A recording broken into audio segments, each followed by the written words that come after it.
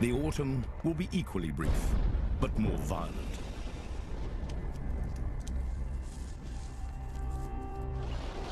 In this land of giants, the tang of conflict hangs in the air.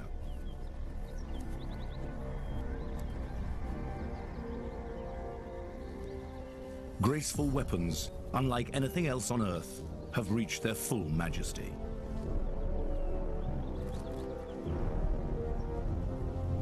Masters and contenders eye each other in a foul mood.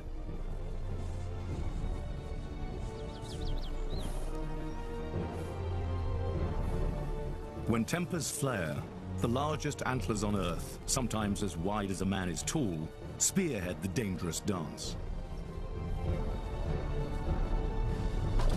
It is a battle of sheer will and power.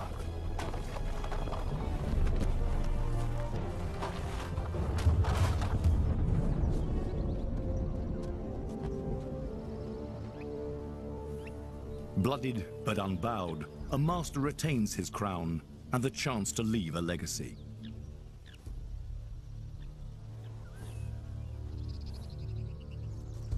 It has taken him 10 years to reach this point. Perhaps 100 of his peers have died or failed along the way.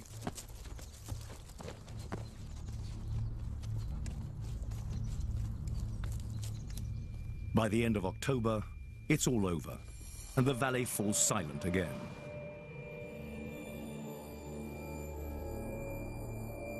This is a tale of triumph that nearly defies belief.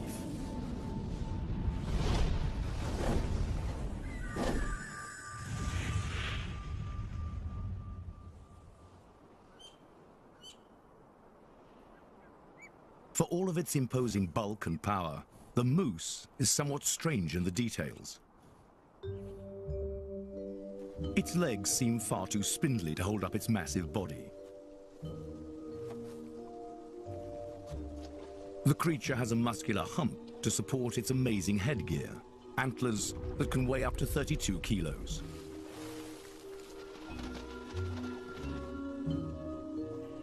Its long head ends in a fleshy and versatile snout that calls to mind a camel's.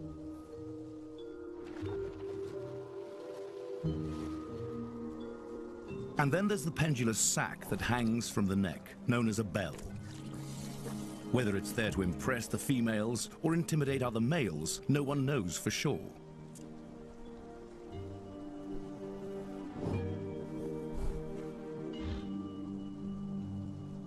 Two meters tall at the shoulder, with neck and head reaching up to 2.5 meters, the largest bulls can weigh nearly a ton.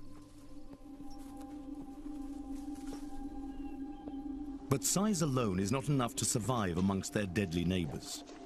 When predators give chase, the moose's long legs can propel them at speeds of up to 56 kilometers an hour.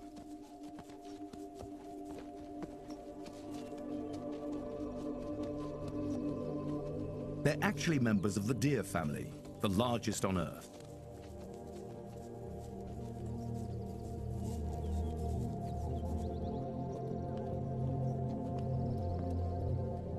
Once the mating season is over, other troubles loom. This is the time to prepare. There is a long and lean winter on the horizon.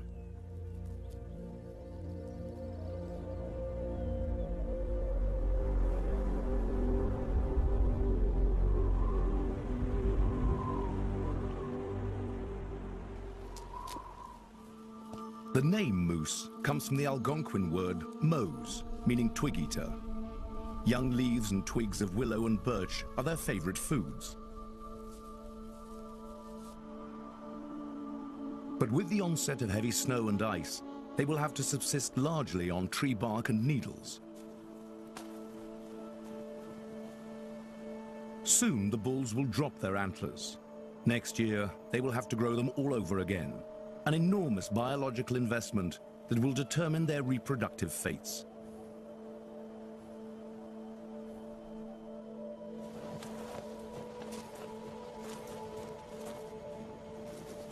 Alaska's legendary winters test the most powerful of creatures. It is a desperate time for many.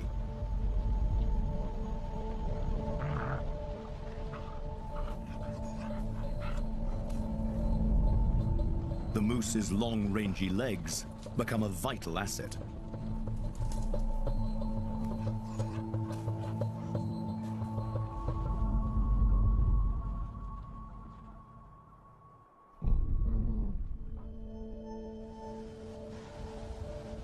Winter here is particularly hard on pregnant females. But snug inside this floundering mother's womb, a 3-month-old fetus is quickening. Often the result of last fall's mating would be twins, but this one is alone in the uterus, probably a boon for its struggling mother. Already the signature characteristics of the species are taking shape.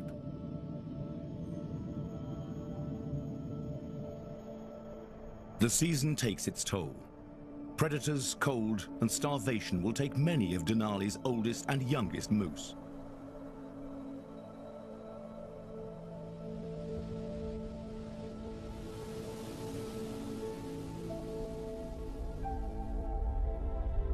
But even in Alaska, winter finally comes to an end. Now the sun struggles high enough in the sky to usher in the thaw.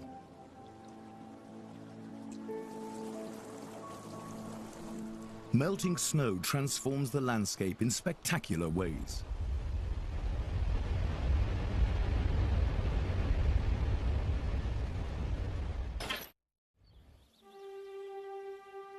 By May, as if to make up for its winter cruelty, Alaska's wilderness explodes with color and new growth. Everywhere the trees are sprouting tender shoots for the moose to browse. Heavy with their calves, mothers make the most of the new vegetation. It's time for the good life for everyone, but the yearlings.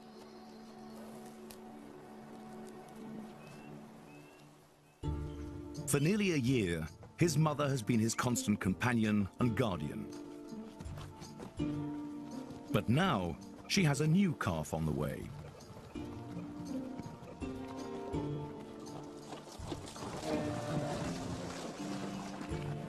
She wants only solitude now.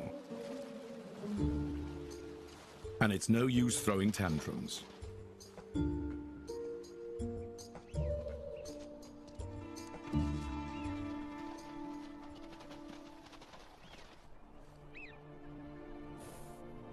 The mother's time has come.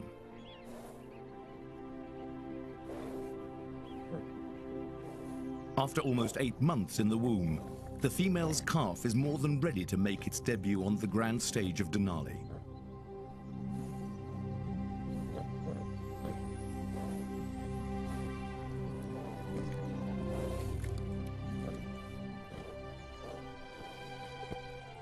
A slippery newborn makes a shaky entrance into the light of day.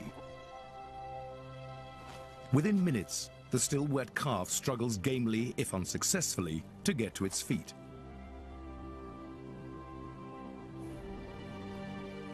Mother offers encouraging licks, bonding fiercely to her youngster. This little one faces an uphill battle in these wilds. With bears, wolves, and the harshness of this place, almost half of newborns won't even survive their first few weeks.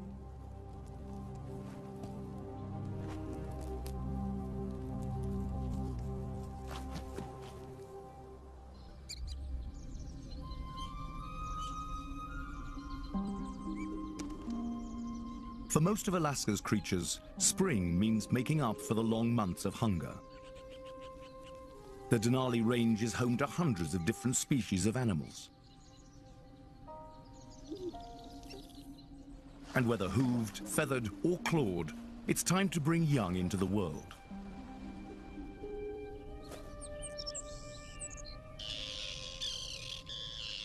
But not everyone fully appreciates the arrival of other creatures' young.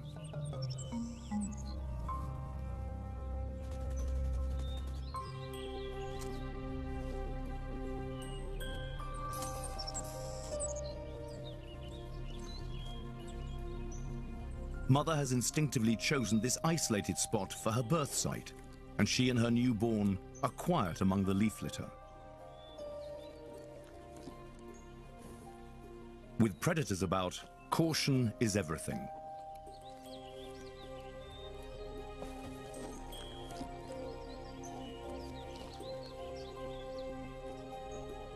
The ungainly baby is up and about already, and within 3 days, it will be able to run and swim to keep up with its watchful parent.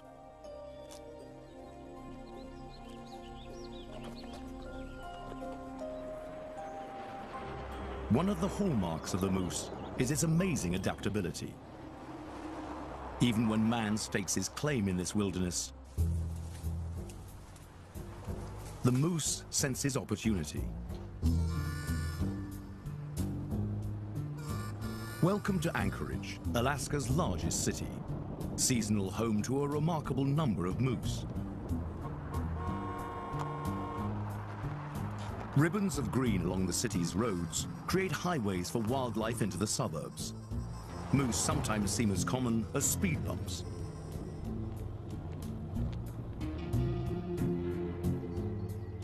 The human population reacts to their presence with everything from enthusiasm to bemused tolerance. He's scared. To resigned irritation. Oh no, get him! He's gonna eat all my hyacinths.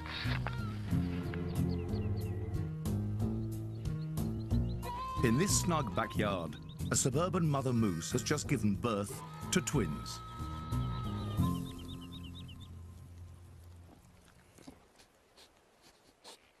Despite the seemingly peaceful surroundings, instinct tells her to eat the placenta to eliminate as much of the scent from her newborns as possible.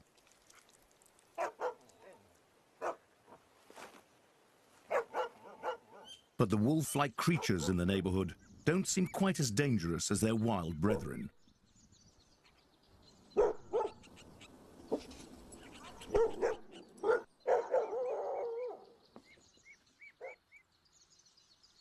City life offers its advantages and disadvantages.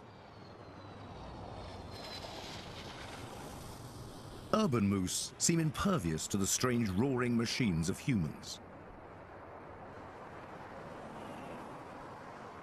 Vegetation along the city's roads provides food and protection. Predators are not as comfortable here, but there is still terrible danger.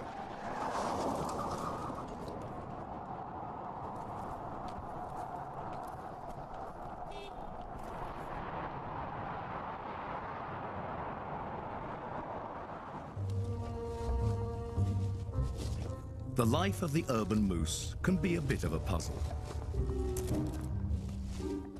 All kinds of perplexing objects confront them at every turn. No, no, no, no, no.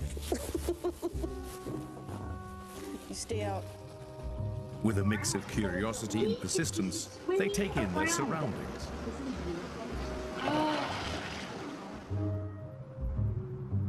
Despite some humorous scenarios, looks are deceiving. The gentle moose can prove to be unpredictable. When startled or teased, moose have trampled people, even killed them.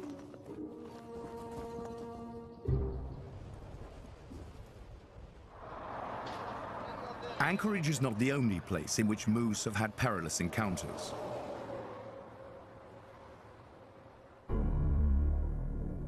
Moose exists solely on the planet's northern hemisphere, a testament to its resourcefulness and adaptability. They inhabit great swathes of Asia, the Americas, and Europe.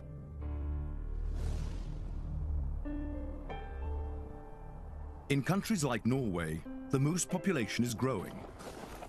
More and more of the animals are showing up in towns and cities, and experts fear the forests can no longer support the animals. Moose on the roads are incredibly dangerous. A massive body suspended on long, spindly legs makes for catastrophic collisions.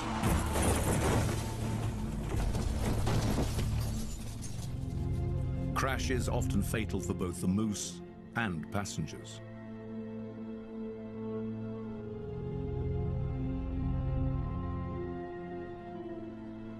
Experts estimate that well over 10,000 moose collisions occur annually around the world. Years, This has resulted in hundreds of human fatalities.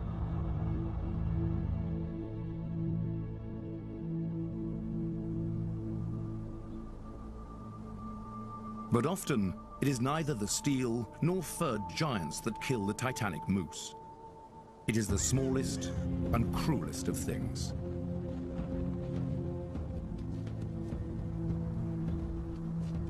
In the farmlands of Alberta, Canada, pale and wretched animals haunt the area. Something is literally draining the life out of them.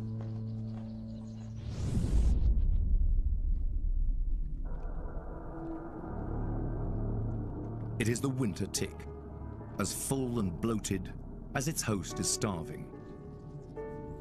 It's estimated that ticks can drain a moose calf of half its blood. One dead adult moose was found with over 100,000 engorged ticks latched onto it. The trouble begins in late summer, when ticks, the size of grains of sand, congregate by the thousands at the optimal height to encounter a moose.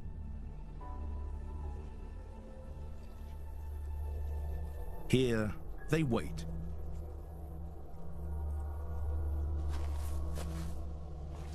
When a moose forages, the carbon dioxide in its breath makes the ticks appear to bloom as they reach and grasp.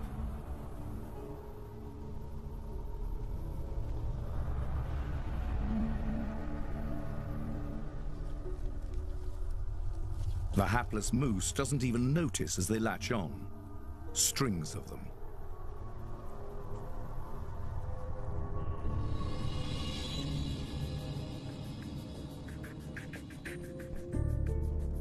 The now grape-sized ticks are taking a last blood meal. Afterwards, the swollen females will drop off to lay their eggs, and the deadly cycle begins again.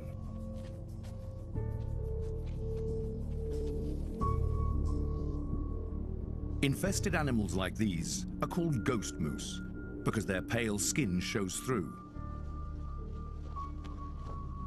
They rub off their coats in a futile attempt to rid themselves of the parasites.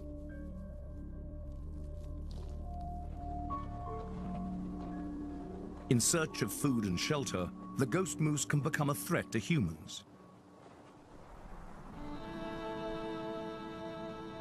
None of us enjoy having to put down these animals, but once they reach this type of body condition and show up in people's yards, it really leaves us no choice. Oh, there he is. Now it gets stupid. It's going to go into that lane.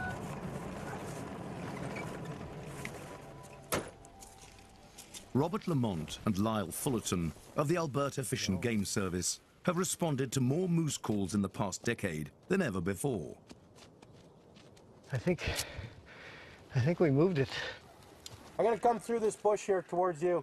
Oh, never mind. I see him moving now. At first, they will try to drive the animal back into the wilderness. Yeah, it's walking towards you. Go moose! Go moose! But even shooting blanks can't send the weak animal packing. The moose simply slips into some brush. I'm not so sure it's alive. Well, sure enough, this moose passed away right in front of us here. I think I saw some males. Oh, look at this. Just crawling. Ticks. Yeah, bad. It's probably anemic. That is bad. Yeah. We spent 3 months taking that coat off, scratching ticks for 3 months. Yeah. That's a terrible way to die. For now, the problem is largely confined to the southern reaches of the moose's habitat. But as the world warms, Alaska may face the same terrible plague.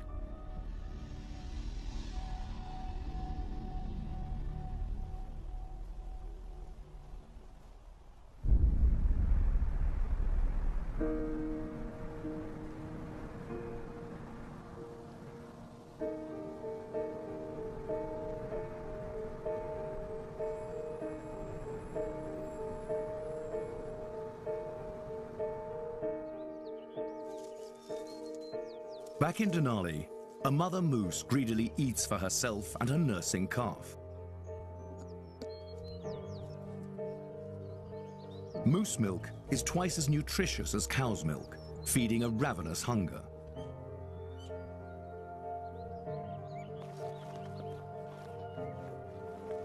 Babies will have to pack on nearly 90 kilos before fall.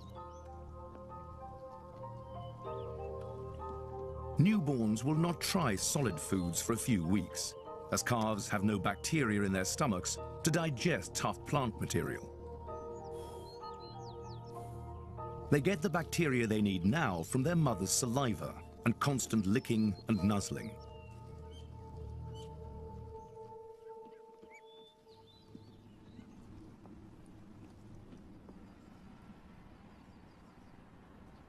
In Anchorage, the urban moose family is also faring well.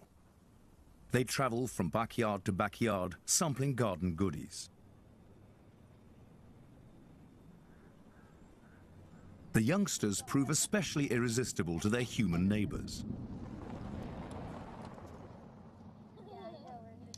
Everyone takes in the idyllic spring spectacle.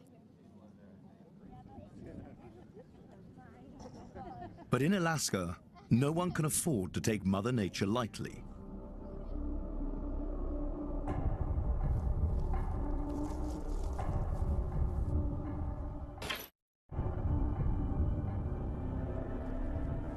Bears, too, will follow Anchorage's greenways into town when hungry enough.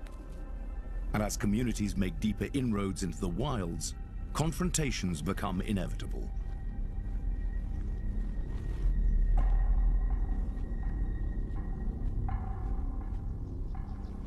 The grizzly bear, seemingly bewildered by all the noise, has nonetheless caught the scent of calves.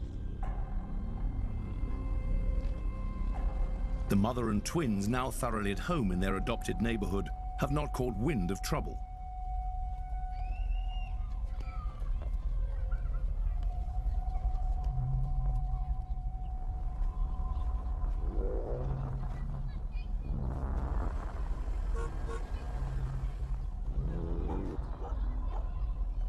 For the moment, the bear decides he's had enough of life among the strange creatures and their loud ways.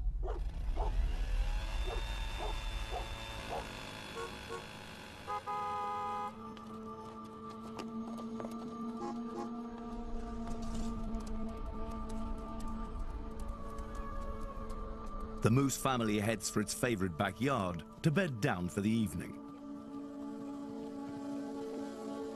But as dusk settles over Anchorage and humans settle in for the night, predators grow bold.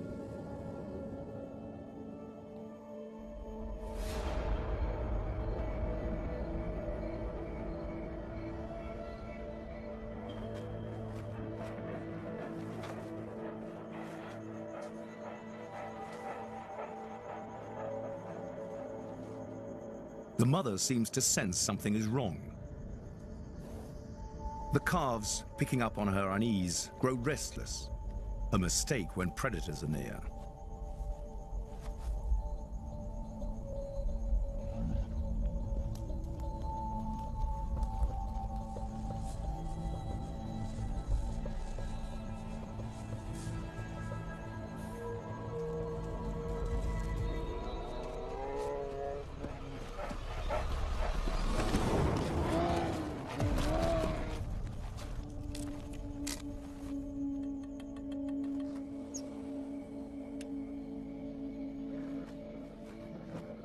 Alaskans are used to wild things going bump in the night, but tonight is filled with sounds of serious violence.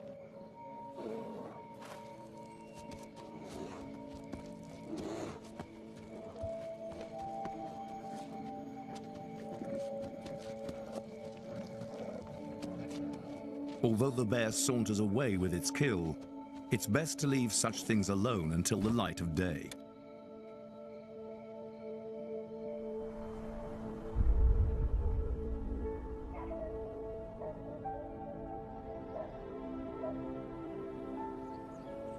Morning breaks to a heart-wrenching scene. The bear has killed both calves.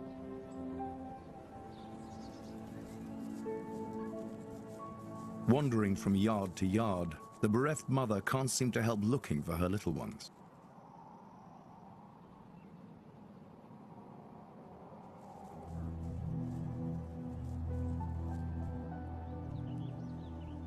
After feasting on the calf the night before, the bear half buried the carcasses.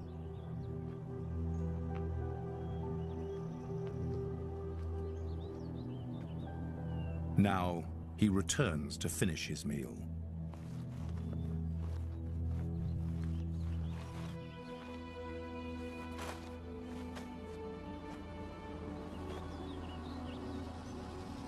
Even in Alaska, where such harsh realities spill over into the human arena, this is a chilling situation. There is little in nature more dangerous than a grizzly bear on its kill.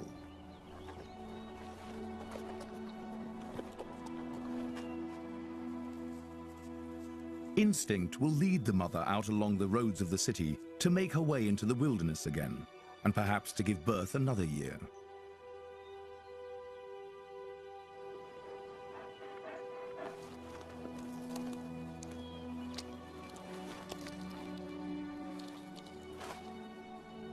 The bear may have had his fill and seems well pleased with himself, but he will not be allowed to live. Once such a dangerous animal has come to associate human backyards with food, the menace to people is too great.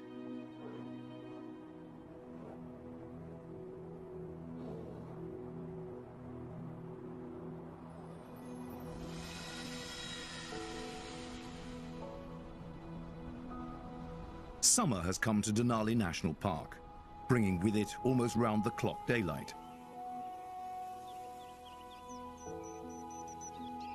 Now, the calf has joined its mother in browsing the tender summer leaves, but it will continue to nurse for another few months. His chances of surviving get better by the week. They are most vulnerable to wolves and bears in their first few days, but he's not out of the woods yet.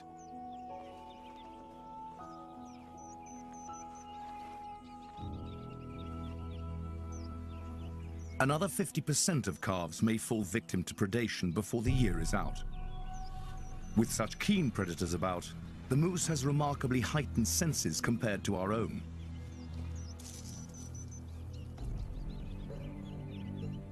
Its eyesight may not be as acute, but it can actually move its eyes independently, thus surveying the landscape in 360 degrees, even directly behind it.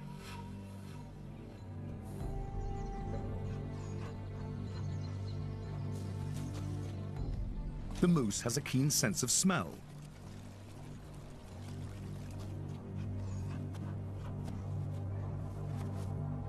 Millions of dedicated nerve endings in the snout sniff out and interpret the faintest whiff of an odor.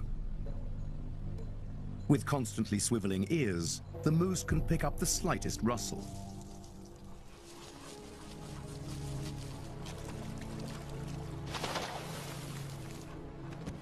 Without the element of surprise, even the wolf has a hard time taking on Mother Moose.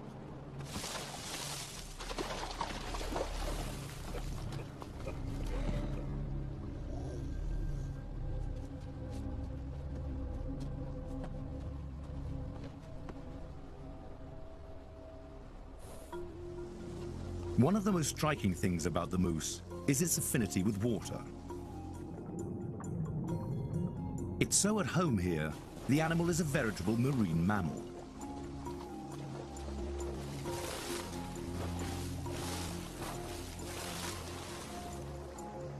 The moose's nostrils act as a valve to keep water out as the animal pulls plants from shallow waterways.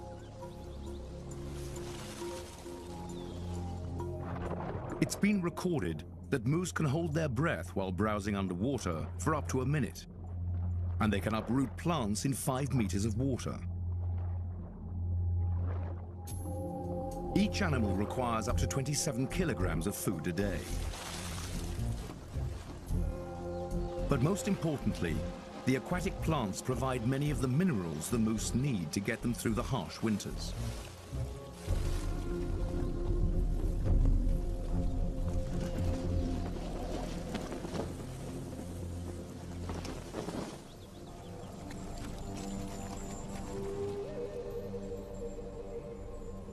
Through the spring and summer, one of the most remarkable transformations in the natural world has been taking place. The males have sprouted the first tiny buds of antlers with astonishing speed. The antlers can grow over 3 inches a week, some of the fastest growing mammalian tissue on Earth.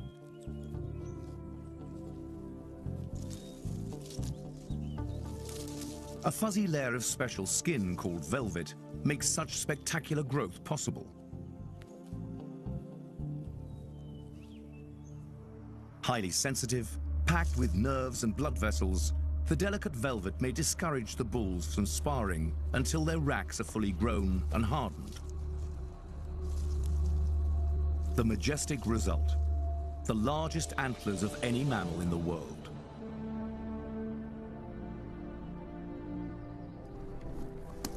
After it has served its purpose, the velvet needs to come off with a vengeance. Obsessively, the bulls rub their racks against trees, rocks, and logs, shedding their velvet into a bloody mess. The sharp points of the antlers emerge first, a glimpse of things to come. As the mating season approaches, rubbing becomes a full-time job. Hormones inside the bull's body start to boil.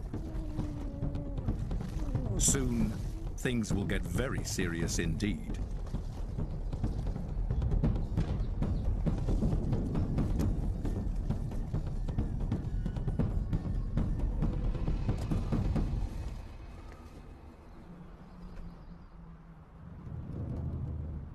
It's now late summer in Alaska, though the icy pinnacle of Denali remains immune to warmth.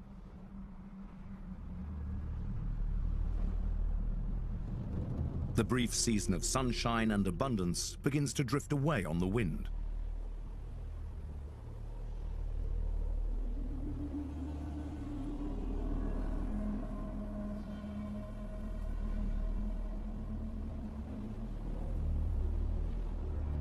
In Anchorage, the more fortunate mothers muster their young to trek out of the suburbs.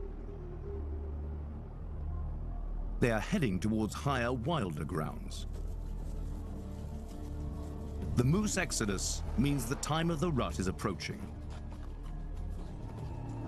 In the heights above the city, bulls await them and brace themselves for what's to come.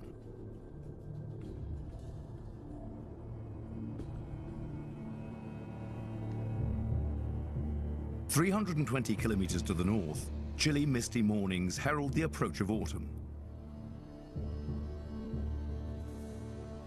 A moose bull in his prime shows off his splendid antlers.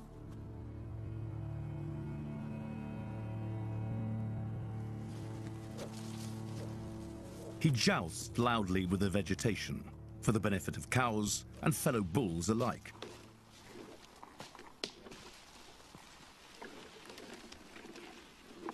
The largest antlers make a different sound to the smaller ones, announcing size and status to anyone who might be listening.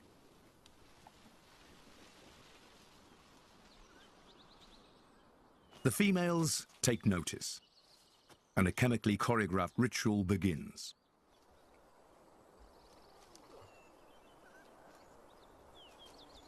The bull digs shallow pits in the ground, then urinates into them extravagantly. These rut pits give off the scent of sexual readiness and dominant status.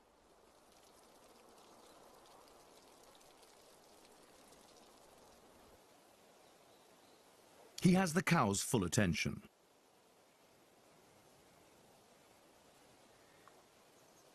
Females from all around begin to gather, intrigued.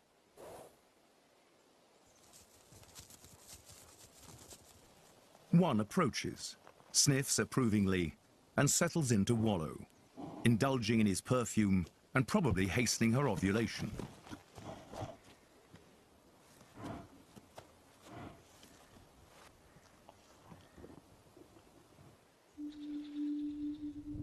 Other females wander into the arena to bask in his urine-drenched pits.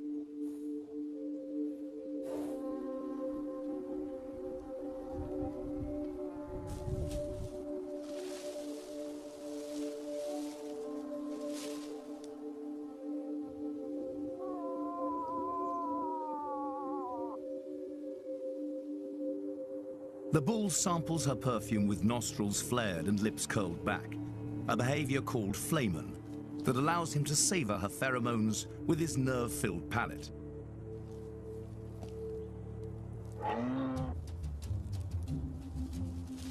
A particularly sexy beast can be quite a draw, sparking a competition among the females for the right to roll in his heady brew.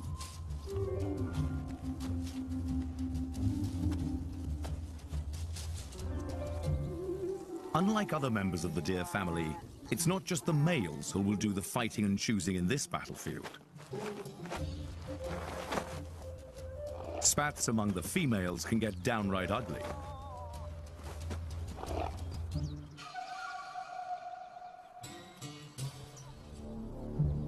This male, having proved his irresistibility to so many females, becomes choosy. He chases off a less desirable female, much to her dismay.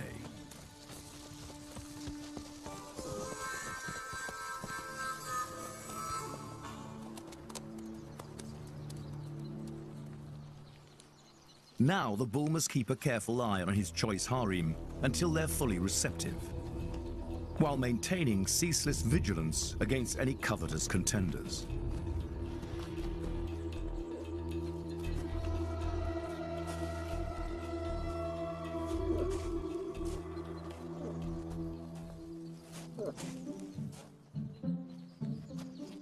Nearby, young bulls try to work off their frustration on each other. It will be years before their racks and their urine pits will announce that they're truly in their prime. Most know their place and stick to half-hearted jousting with peers. But every once in a while, a young one gets uppity and makes a move on one of the cows.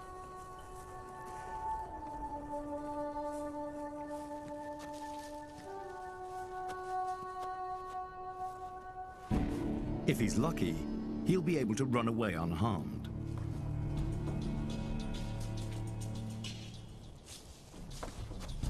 But not all will be so easily intimidated. Other bulls entering their prime and bearing equally impressive headgear are drawn to the scent of the cows.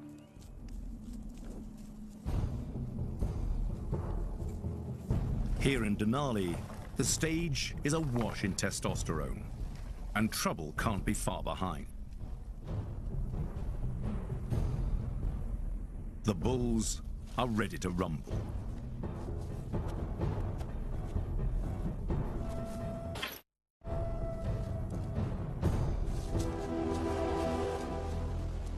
With the rut in full swing, a come-hither look from a moose cow brings the dominant bull running.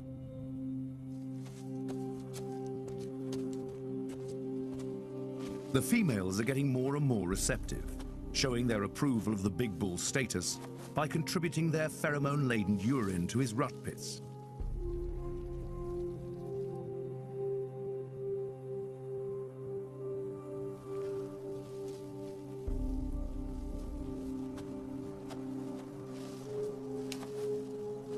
With his exquisitively sensitive nose, he checks on a cow's readiness. He seems pleased with the results.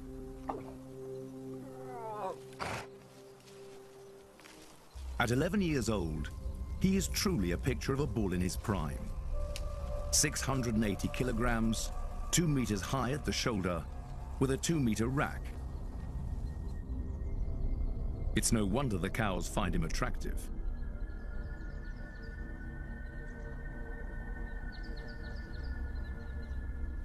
But there's trouble on the horizon. A younger and equally impressive bull.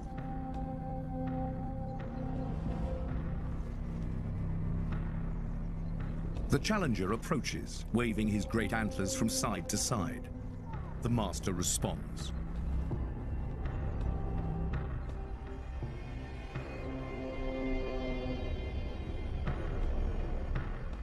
These rituals of intimidation are usually enough to determine who will dominate, thus avoiding the risk of injury in a fight.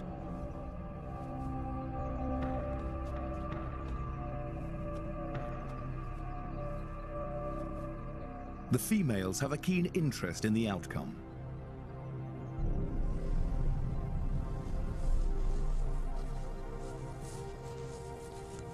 Like prize fighters, they stare each other down, circle, and wait for an opening.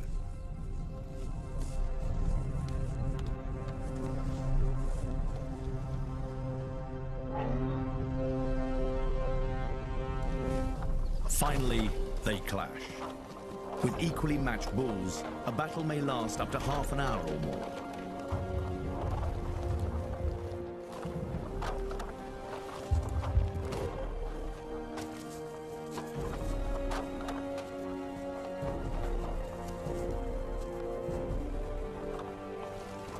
But the older bull soon gains the upper hand.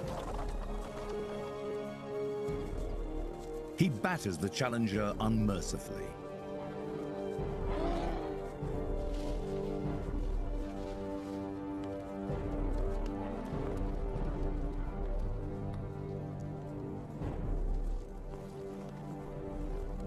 Abruptly, the contest is decided. The master will return to his harem. The younger one paid the price for his bid to reproduce. In this unforgiving place, his wounded leg may spell doom.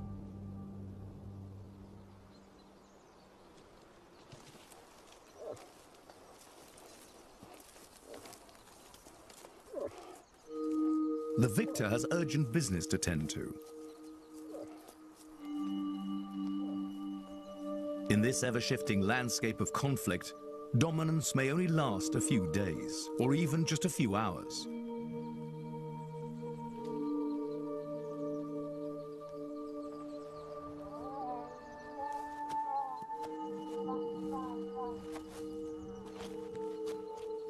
After the thunder of the contest, the courting is quiet, an almost tender affair.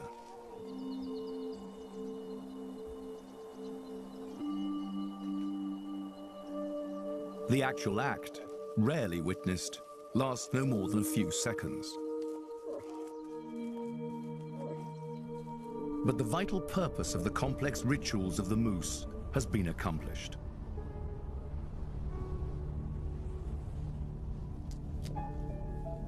Having survived the summer against the odds,